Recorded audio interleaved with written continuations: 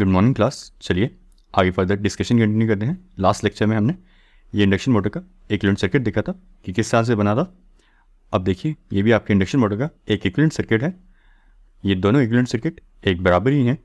तो चलिए समझिए ये इक्विवेलेंट सर्किट आया क्यों और आया किस तरह से। देखिए यहाँ पे हमने नीचे वाले इक्विवेलेंट सर्किट में किया गया है, आपके R2/S को डिवाइड कर दिया है दो अलग अलग रेजिस्टेंस में। एक हमने रेजिस्टेंस बना दिया है आपके इस R2/S का नीचे वाले इक्विवेलेंट सर्किट में सिंपली R2/S में अगर R2 ऐड किया है तो R2 सब्ट्रैक्ट भी करना होगा। R2/S is equal to R2 plus R2 और कॉमन आ जाएगा आपका 1/S माइनस 1। और आपके R2/S को हम इस तरह से भी लिख सकते हैं R2 plus R2 multiply by 1 minus S divided by S। तो आपके सेम R2/S को हम ब्रेक करके इस तरह से भी लिख सकते हैं। और यहाँ पे ये क्या बन गए, दो resistor in series with each other. तो वो हमने यहाँ पे बना दिया, एक R2 और एक resistor R2 multiply by 1 minus S divided by S। तो ये तो हो गया कि ये इक्विवेलेंट सर्किट आया किस तरह से। अब बात करते हैं ये इक्विवेलेंट सर्किट इस तरह का हमने बनाया क्यों है। देखिए इस सर्किट में इस पाथ में अगर करंट फ्लो हो रही है I2, so if we calculate I² R2, this will give us rotor copper loss, and similarly if we calculate I2 square multiply by R2 multiply by 1 minus S divided by S, this expression will give us mechanical power developed. Mechanical power developed. तो इस circuit के R2/S को break करके इस तरह से लिखने में दो अलग अलग रेजिस्टर में हमें क्या फ़ायदा होता है, हमें हमारा रोटर का कॉपर लॉस भी अलग से कैलकुलेट कर सकते हैं और हम रोटर में मैकेनिकल पावर जो डेवलप हो रही है वो भी हम अलग से कैलकुलेट कर सकते हैं with the help of these two expression. So this is the only reason to split R2/S into R2 and R2 multiply by 1 minus S divided by S। Again reason discuss करते हैं क्यों split करते हैं R2/S को, ताकि rotor copper loss और rotor में mechanical power जो डेवलप हो रही है उसे इंडिविजुअली कैलकुलेट कर सकें। चलिए अब अपनी डिस्कशन को आगे कंटिन्यू कर लेते हैं। देखिए हमने ये जो आपका इक्विवेलेंट सर्किट इंडक्शन मोटर का डेवलप किया है ये काफ़ी हद तक आपके ट्रांसफार्मर के इक्विवेलेंट सर्किट से मिलता जुलता है। आपने ट्रांसफार्मर का इक्विवेलेंट सर्किट देखा होगा, आपको याद होगा वहाँ पे भी R1 होता है, X1 होता है, सप्लाई वोल्टेज होती है V1। सिमिलरली यहाँ पे EMF इंड्यूस हुआ होता है E1, तो और सेकेंडरी का रेजिस्टेंस और रिएक्टेंस होता है X2। और यहाँ पे आपका लोड कनेक्टेड हुआ होता है। यहाँ पे ये जो लोड कनेक्टेड है यहाँ ये इलेक्ट्रिकल लोड नहीं है, ये R2 multiply by 1 minus S divided by S represent करता है आपका मैकेनिकल लोड। और आपके ट्रांसफार्मर में यहाँ पे जो लोड लगा होता है दैट इज़ इलेक्ट्रिकल लोड। इतना सा एक डिफरेंस है यहाँ पे। और एक डिफरेंस और है जो आपको अपने MCQ के लिए ध्यान रखना है, यहाँ वो है RC का। आपके ट्रांसफार्मर में भी यहाँ पे RC होता है और आपके ट्रांसफार्मर में आपका RC रिप्रेजेंट करता है नो लोड लॉसेस। और आपके इंडक्शन मोटर में पहले no load losses are little different than your transformer. आपके इंडक्शन मोटर में आपके नो लोड लॉसेस होते हैं। ये MCQ में क्वेश्चन रहता है RC क्या होता है इंडक्शन मोटर में, तो उसकी एक्सप्लेनेशन समझिएगा। इंडक्शन मोटर में RC क्या रिप्रेजेंट करता है इंडक्शन मोटर में, इस तरह से MCQ रहता है। तो अभी थोड़ी देर में समझिए RC क्या रिप्रेजेंट करता है इंडक्शन मोटर में। इंडक्शन मोटर में नो लोड लॉसेस होते कौन से हैं पहले वो समझिए। नो लोड लॉसेस आपके इंडक्शन मोटर में होते हैं आयरन लॉसेस यानी कोर लॉसेस भी कहते हैं, plus friction and windage losses. तो ये होता है आपका complete set of no load losses आपके इंडक्शन मोटर में। और आपके ट्रांसफार्मर में नो लोड लॉसेस होते हैं सिर्फ आयरन और कोर लॉस।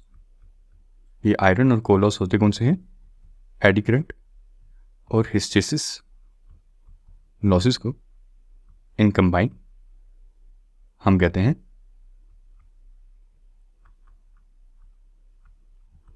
आयरन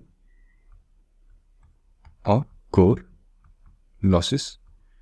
ठीक है, तो आपका आरसी आपके ट्रांसफार्मर में रिप्रेजेंट करता है no load losses in your transformer, लेकिन आपके इंडक्शन मोटर में आपका ये एलिमेंट आरसी आपका नो लोड लॉसेस को नहीं रिप्रेजेंट करता, क्योंकि आपके इंडक्शन मोटर में आपका नो लोड लॉसेस क्या है, iron losses plus friction and windage losses. तो यहाँ पे आपका आरसी से आप कैलकुलेट करेंगे आई डब्ल्यू का स्क्वायर मल्टीप्लाई बाय आरसी, तो आपको I W multiply by RC, तो आपको core losses plus friction and windage losses नहीं मिलेंगे। ऐसा करने पे आपको सिर्फ आपके इंडक्शन मोटर के आपको आयरन लॉसेस मिलेंगे, which is hysteresis and eddy current losses. तो आपसे अगर एमसीक्यू में पूछा जाए कि इंडक्शन मोटर में आपका इक्विवेलेंट सर्किट में जो आरसी होता है दैट रिप्रेजेंट व्हाट, एक ऑप्शन हो कोर लॉसेस, एक ऑप्शन हो friction and windage losses, third option हो नो लोड लॉसेस, और fourth option stator copper loss. इस तरह से कोई भी फोर्थ ऑप्शन हो सकता है। तो आपको यहाँ पे आरसी नो लोड लॉसेस नहीं टिक करना, आपको यहाँ पे टिक करना है कोर लॉसेस को इन केस ऑफ इंडक्शन मोटर।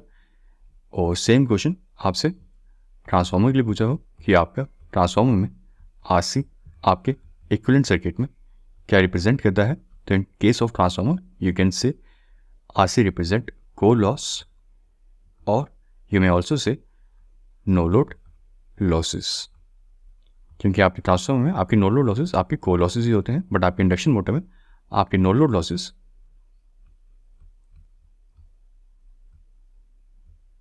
होते हैं आपके friction and windage loss plus iron loss.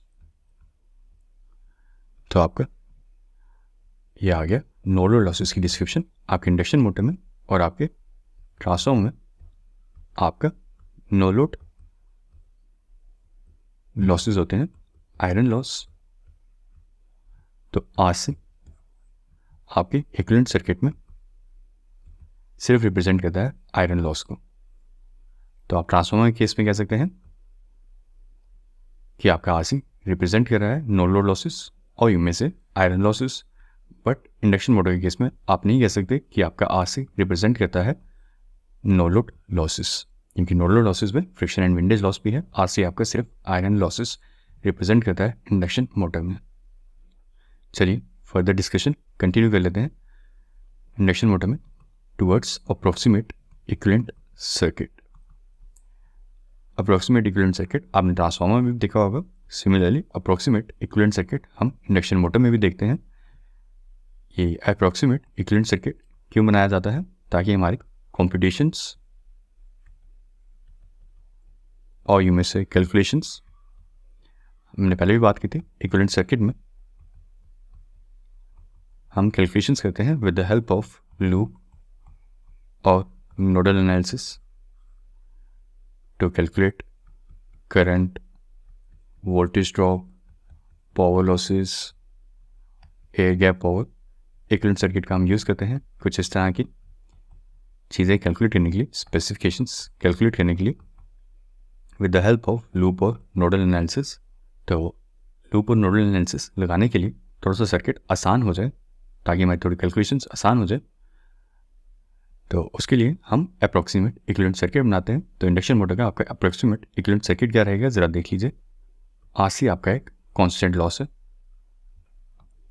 Under normal operation. आपका जो आरसी की वजह से लॉस बनेगा that is a constant loss.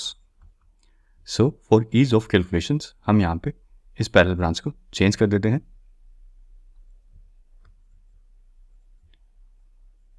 यहाँ पे हम आरसी ओमिट कर देते हैं और यहाँ पे सिंपली एक्सएम इस तरह से रहने देते हैं। For the sake of simplicity only we remove RC, क्योंकि आरसी एक कांस्टेंट लॉस है, वो हम बाद में भी डिडक्ट कर सकते हैं। So for the ease of computations और calculations, we create an approximate equivalent circuit. तो इंडक्शन मोटर का आपका इक्विवेलेंट सर्किट कुछ इस तरह का रहता है.